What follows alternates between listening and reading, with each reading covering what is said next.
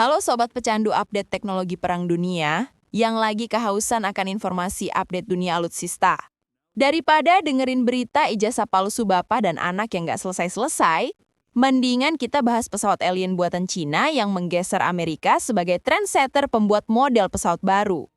Ahli dunia penerbangan, militer, fisika, dan aerodinamik Amerika kelabakan melihat pesawat ini terbang berulang kali uji coba di atas langit negeri Panda.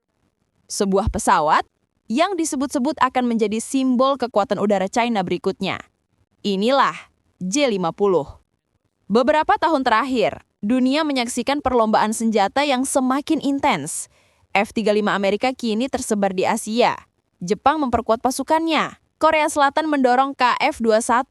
Dan China tidak ingin tertinggal.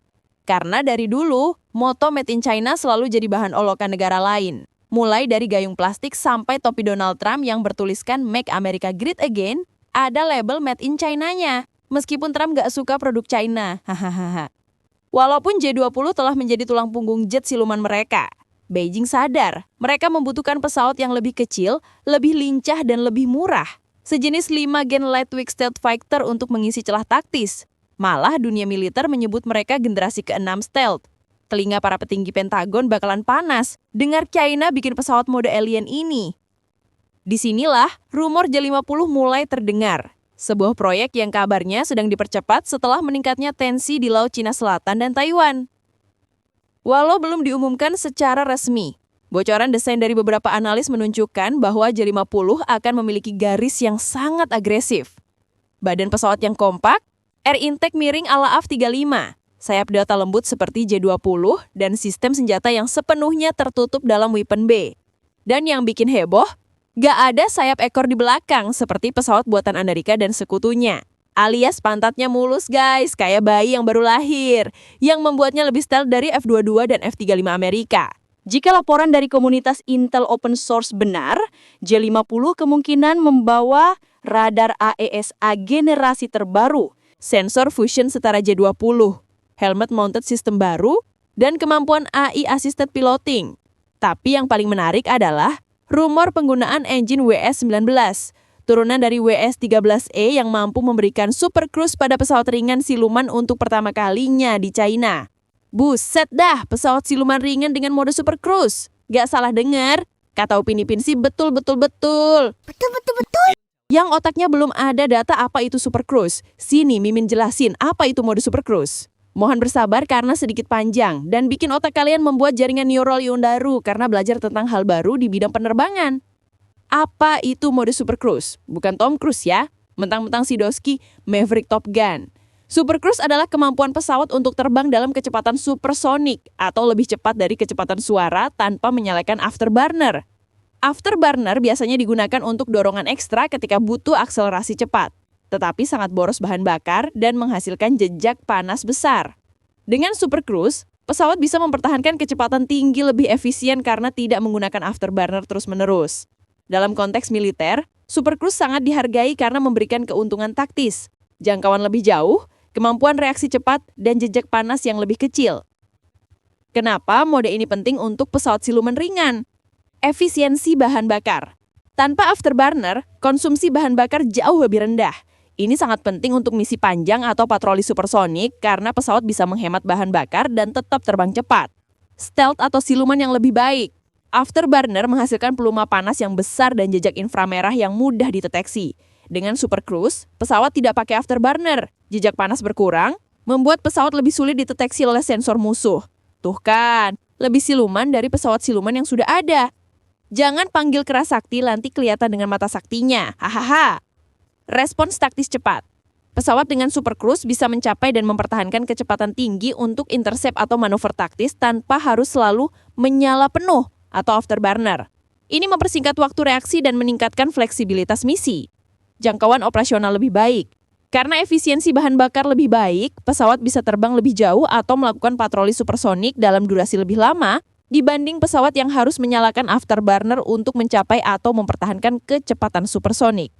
Ini yang bikin Mama Rika kepanasan, karena nggak perlu kapal induk, jangkauannya udah jauh. Tantangan untuk mencapai super cruise. Mesin khusus. Tidak semua mesin jet bisa sustain supersonik tanpa afterburner. Pesawat Super Cruise butuh mesin jet performa tinggi yang didesain sangat efisien. Slogan motor China nggak berlaku di sini ya guys. Desain aerodinamika. Pesawat harus dirancang agar tahan drag supersonik dengan bentuk air intake dan sayap yang sangat dioptimalkan. Material dan struktur. Karena terbang cepat dalam waktu lama, struktur pesawat dipaksa mengalami suhu dan tekanan tinggi, butuh material yang kuat dan tahan panas. Ini bukan pakai bahan keramik China murah ya guys, apalagi teflon. Konfigurasi muatan dan internal. Supersonic tanpa afterburner idealnya dilakukan dengan konfigurasi bersih atau tanpa banyak beban eksternal agar drag minim. Contoh di dunia nyata, F-22 Raptor, salah satu contoh terbaik bisa melakukan Super Cruise di sekitar Mach 1.5 tanpa afterburner dalam konfigurasi tempur. Mesin Pratt & Whitney F119 yang dipakai F-22 dirancang khusus untuk memungkinkan Super Cruise jangka panjang. Dan para analis Amerika suzon dengan China bahwa J-50 mengkopi teknologi F-22. Jet seperti Eurofighter Typhoon juga punya versi Super Cruise, meskipun kecepatannya tidak setinggi F-22. Relevansi untuk pesawat ringan siluman seperti J-50, jika pesawat ringan siluman, misalnya pesawat generasi 6 atau prototipe siluman, punya Super Cruise, ia mendapatkan kombinasi kecepatan tinggi plus stealth plus efisiensi bahan bakar. Ideal untuk misi penetrasi, intercept, atau serangan cepat. Asal jangan pakai bahan bakar dari Pertamina ya, nanti macet di langit jadi repot. Super Cruise bisa mengurangi jejak panas selama penerbangan taktis, sehingga pesawat siluman lebih sulit dilacak oleh radar inframerah musuh. Mengurangi panas ya guys, kalau menghilangkan panas pakai paracetamol aja ya guys. Karena pesawat ringan biasanya punya bobot lebih rendah, mesin Super Cruise bisa sangat efektif. Pesawat ringan bisa mempertahankan kecepatan supersonik lebih mudah dibanding jet berat sekalipun jika desain mesin dan aerodinamikanya bagus. Nah, itu tadi guys, penjelasan Super Cruise. Gimana? Agak panas dikit gak otaknya? Buruan ge minum es teh jumbo. Jika J-20 adalah pedang besar, maka J-50 adalah belati cepat yang menusuk dari jarak dekat. Bukan nusuk dari belakang ya guys. China tidak merancang pesawat ini hanya untuk unjuk teknologi, tetapi untuk menandingi F-35A yang terus diperbanyak oleh Amerika dan sekutunya di Asia. Bayangkan skenarionya. Jepang dengan 147 F-35. Korea Selatan dengan 40 plus F-35, Australia dengan F-35A dan misil jarak jauh, Amerika dengan ratusan unit di Pasifik. China membutuhkan pesawat yang dapat diproduksi mass alam dan dipakai untuk misi campuran, intercept, dogfight, penetrasi siluman hingga operasi di pulau-pulau buatan mereka di Laut Cina Selatan. Disinilah J-50 akan menjadi game changer. Sebagai pesawat yang diduga masuk kategori light stealth, J-50 dirancang untuk bertempur secara fleksibel. Dengan RSA, dilengkapi misil DVR PL-15 berjangkauan lanjang dan misil jarak dekat PL-10 berpanduan pencitraan inframerah. J-50 bisa menjadi ancaman nyata bagi pesawat generasi keempat manapun di Asia. Tetapi senjata utamanya bukan hanya misil, melainkan kesulitannya untuk dideteksi. Kalau Indonesia sejak dulu sudah punya senjata stealth buatan dukun santet, tapi sayangnya nggak bisa dipasang di pesawat ya guys. Permukaan radar cross-section yang kecil, serat komposit modern, dan algoritma pengurangan jejak panas membuatnya mampu menembus radar musuh sebelum tertangkap operator lawan. Nah tuh, J-10 aja bisa tembus radar Korea, apalagi yang J-50. Mama Rika dan sekutunya jadi bingung sekarang. Mungkin mereka butuh radar Dragon Ball untuk mendeteksi J-50 ini. Jika gunakan bersama drone Loyal Wingman tipe FH-97 atau J-50D, kekuatan ini menjadi semakin dahsyat. Sebuah paket serangan siluman yang bisa membuka jalan untuk jet yang lebih besar. Kemunculan J-50 bukan hanya soal teknologi. Ini tentang pergeseran keseimbangan kekuatan di Asia. Di Jepang dan Korea, perdebatan tentang mempercepat produksi F-35 semakin menguat.